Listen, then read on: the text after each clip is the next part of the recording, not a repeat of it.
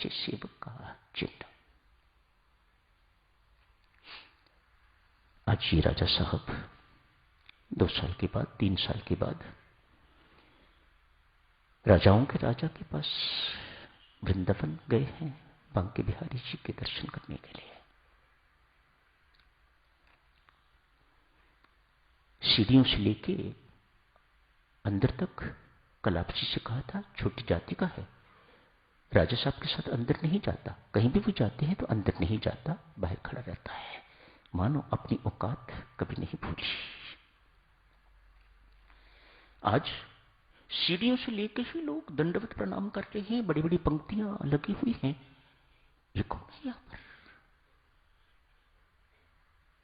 जिसको इतना झुक झुक के प्रणाम लोग कर रहे हैं? ये कौन है अंदर? ये बड़े राजा भी अंदर जा रहे हैं, इतनी सारे भेंट साथ ली हुई हैं, सो मेनी प्रेजेंट्स, टोकरे उठाए हुए हैं और भीतर जा रहे हैं। बड़ा सजा हुआ मंदिर है, कौन है इनके अंदर?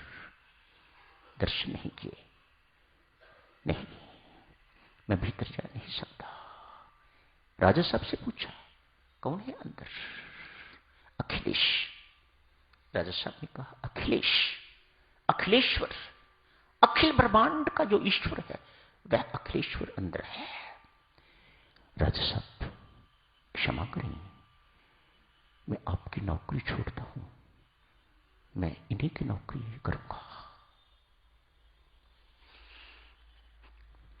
वत्स, इनकी नौकरी ब्राह्मण कर सकते हैं, गुसाई कर सकते हैं, पंडे कर सकते हैं, जैसी तू हमारी करता रहा है तुझे ये सब कुछ करने की इजाजत यहां नहीं मिलेगी।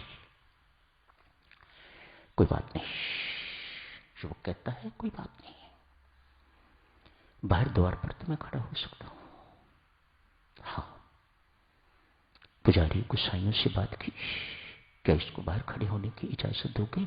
हाँ देंगे। बाहर खड़ा रहना शुरू कर दिया। ये राजा साहब अपना मत्था टेक के प्रसाद लेके वापस चले गए। युवक, मानो ना छोटे राजा के साथ कोई चिपकाहट थी, न बड़े राजा के साथ ही कोई आसक्ति है। अनासक्त होके अपने लक्ष्य को बहुत अच्छी तरह याद रखने वाला सेवक, सबसे बड़े की मुझे नौकरी करनी है। दिन भर खड़ा रहता है। कब राजा बाहर निकलते होंगे मुझे दर्शन होगा। अनेक दिन व्यतीत हो गए, राजा साहब बाहर नहीं निकले।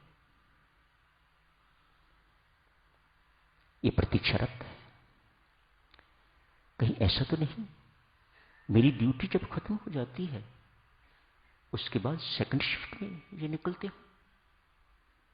अतएव आज से दिन रात वहां रहना शुरू कर दिया है। I don't want to miss him. रात को बाहर निकलेंगे तो रात को दर्शन करूंगा। अनेक दिन फिर बीत गए, राजा साहब बाहर नहीं निकले। मन में हुआ कहीं ऐसा तो नहीं कि जिस वक्त मेरी झपकी लग जाती है उस वक्त राजा साहब निकल जाते। आज निर्णय ले लिया, आज से सोऊंगा नहीं। लगन,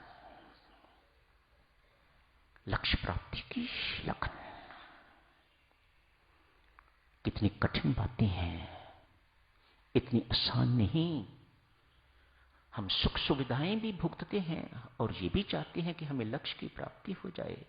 देवियों, कोई मेल सज्जनों नहीं बैठता। तप का मार्ग, तपस्या का मार्ग, त्याग का मार्ग, और हम जिस चीज को पकड़ते हैं उसे छोड़ने का नाम ही नहीं लेते। राजा से कोई आसक्ति नहीं, छोटे राजा से कोई आसक्ति नहीं, बड़े से कोई आसक्ति नहीं, किसी से कोई आसक्ति नहीं। एक ही से आसक्ति है जो सबसे बड़ा है, उसकी नौकरी करनी है। राधाष्टमी का दिन है आज। मंदिर सज के फूल ही फूल सजा हुआ है बांके बिहारी जी का मंदिर।